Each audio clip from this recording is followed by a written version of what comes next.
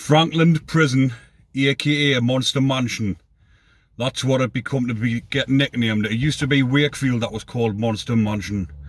And Frankland's also known as Monster Mansion now as well. So if you just Google it, it'll tell you.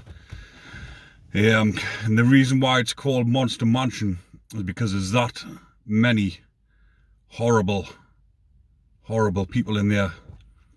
And when I say horrible people, I mean the likes of Ian Huntley, the Yorkshire Ripper. He's just died in there not so long back. Levi Belfield, horrible bastards, these people, like child killers, like the worst of the worst. But I mentioned in my last video about when I was close to get my hands on one of these, and the worst person that I ever seen whilst I was in Frankland, was only through the bars though because we couldn't get to them, was Ian Huntley. He was in there at the same time as me, but he, at the time, he was on the hospital wing. And you never seen the likes of them, because obviously, with it being the maximum security prison, when they heard that we were coming down to healthcare for doctor's appointments, etc., dentists and all that, they used to put all them lot away so there would be no chance of us ever coming across them. But there was this one time when we were going down to healthcare, there was on the way down, there was a screw off our top wings, off the wings that we were on, that he used to take us down to the doctors if you had the doctor's appointment or whatever. And he said to us, if I ever get the chance when I'm taking you lot down here, he says, and I see that Huntley, the horrible fucker, he says, I'll leave the door, he says, I'll purposely open the gate and let yous get him. But obviously in that high security, it's controlled by like the central control office. So anytime you're leaving the wing, in a normal jail, screws would just have the keys and they would open the gate for you and just let you out to go down to the next movement. But in Frankland maximum security, they've got a radio through and get the okay, and then if the buzzer goes, the door opens and you unlock, and then you're allowed to go for movement. But it was tightly controlled, everything in there, so you couldn't do anything without the go ahead from central control. But this one time on our way down to the healthcare, it was a Tuesday afternoon, and I think Huntley had a job down there, the healthcare cleaning, and this screw on the wing, he knew that he was going to be out. So obviously when we land down there, he's supposed to radio through and tell the guards, tell the central control officers that were there to let us in. But this one time we got down there, we got there, and we were looking through and we could see, obviously you're talking like big thick padded doors where you can look through. It's got like a bit of glass like that, look through and you could see that Huntley. And he was just finishing off cleaning up, and the screw didn't radio through to let them know that we were there to get the go ahead to open the door. So he'd unlock the door, and as he's unlocked the door, there was 4 of us gone down to healthcare, and all of us are big muscly lads. We've all just looked at each other, and the screws just said, right, get yourselves in. So we've just fucking, the doors come open and we've just fucking legged it in.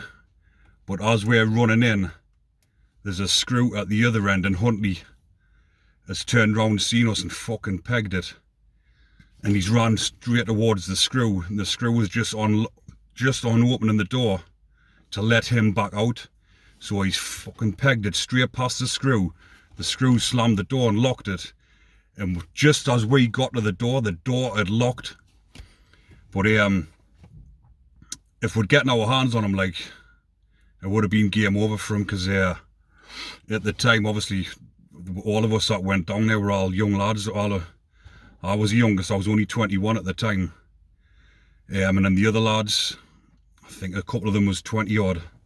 One was Scouser, some man kid. And obviously them lads were doing like 30-year stretches, tariffs. So he had a lucky escape that time, like, because if we're all getting our hands on him, like, it would have been, it would have been very messy for him. But obviously when you're that age, you don't give a shit. Anything would have happened, you know. But that's why it's called Monster Mansion, because there's that type of people in there, absolute sickos. There was a, I can't remember what he was in for. On the bottom ones, on the say on the bottom wings in there, we were up on the top wings F and G, and you had four wings, and I'm talking like there's 100 on each wing, so there's like 400 seriously sick child killers, nonces, paedophiles, rapists, all on the bottom wings. And we used to have to walk past their wings to go to healthcare, but we'd see them on the yards or whatever, and everyone would just be shouting abuse at them, fucking calling them all sorts. But not long after I'd left there, there was a I can't remember what he was. I think he was a rapist from, I'm sure he was from over Carlisle. Can't remember his name. He got disemboweled off another two sickos. This other one was in for killing 2 old people, I think. I'm sure he climbed in a, if you look it up on Google, it'll tell you. Climbed through a nursing home or something like that and killed the old people and that. Him and some other lad,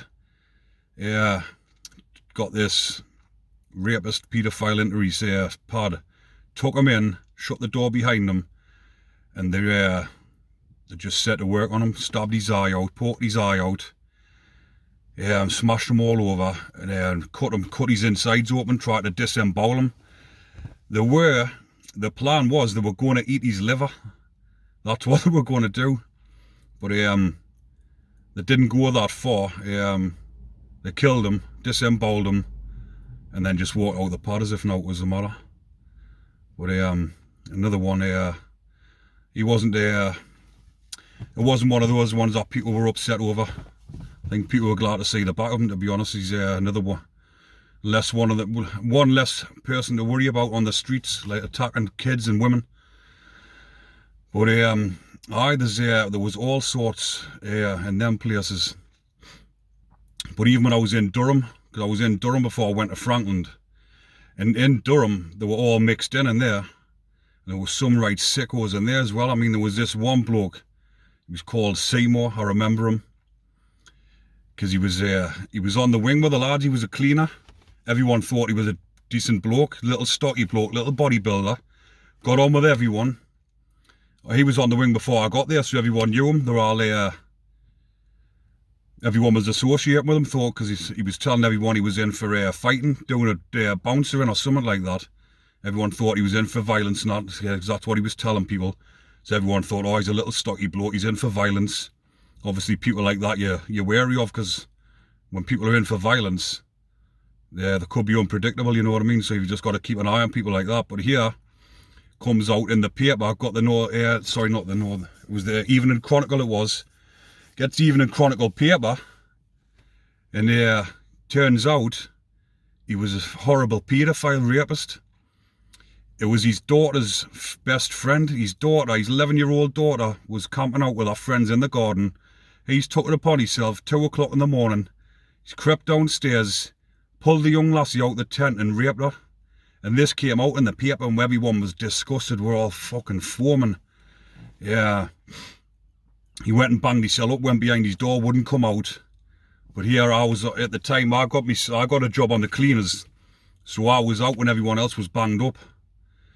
And I used to go to his door, I used to torture him. I used to shout through his flap, you horrible, dirty little bastard.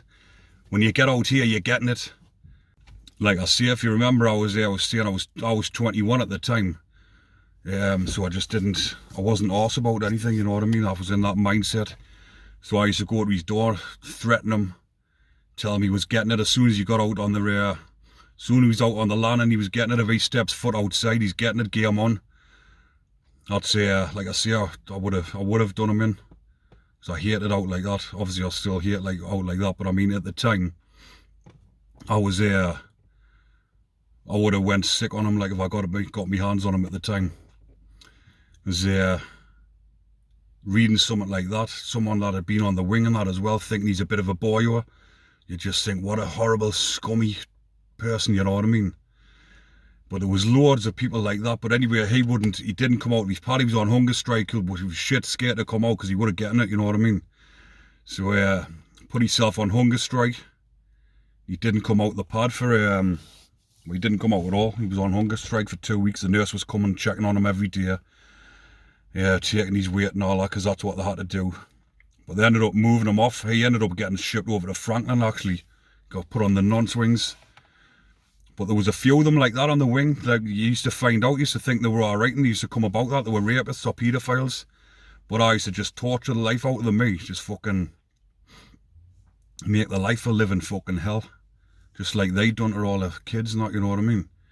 I used to get the lads to shout out the windows at him, and during the night, just banging on his wall, shoot. I used to shout at the lads that were in the pads next door to him, bang on his wall and get him tell, so they just used to torture him all night long. Give him a bit of his own medicine. But that Frankland was a lot, like I say, a monster mansion, full of fucking right, vile, horrible creatures in that place. But if you like me content, remember to like and subscribe. I will be uploading more videos, prison stories, fitness videos. If there's anything you would like us to talk about or anything, just drop a comment. Well, enjoy the rest of your day, people. Goodbye.